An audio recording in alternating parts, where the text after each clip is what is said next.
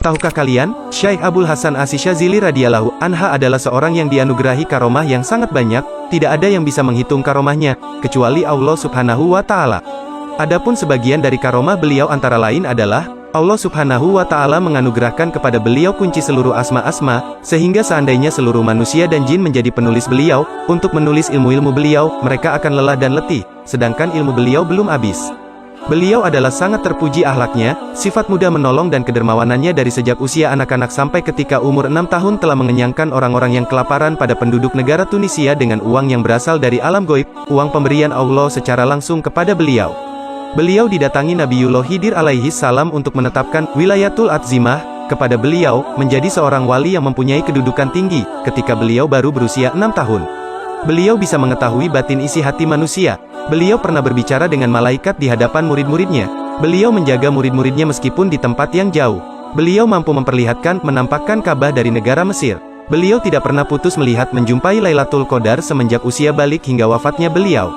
Sehingga beliau berkata, barang siapa yang meninggal dan dikubur sama dengan hari meninggal dan dikuburkannya beliau, maka Allah akan mengampuni seluruh dosanya.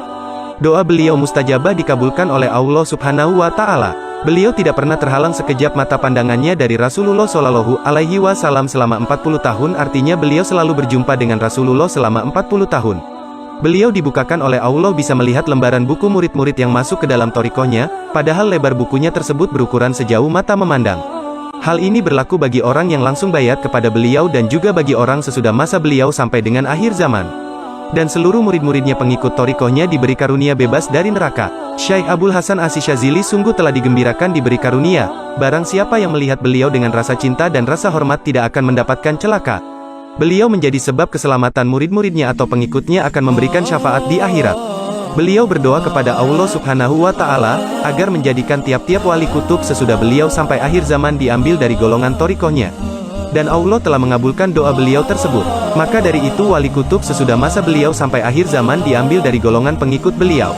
Syekh Abul Abbas Al-Mursi berkata, apabila Allah Subhanahu wa Ta'ala menurunkan bala bencana yang bersifat umum, maka pengikut thariqah Syadziliyah akan selamat dari bencana tersebut sebab karomah Syekh Abul Hasan Asy-Syadzili.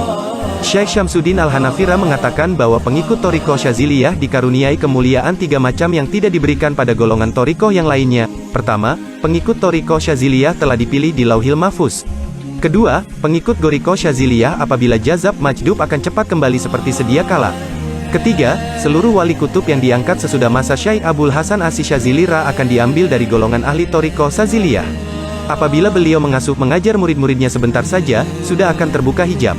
Rasulullah Shallallahu Alaihi Wasallam memberikan izin bagi orang yang berdoa kepada Allah Subhanahu wa Ta'ala dengan bertawasul kepada Syekh Abul Hasan Asy-Syadzili.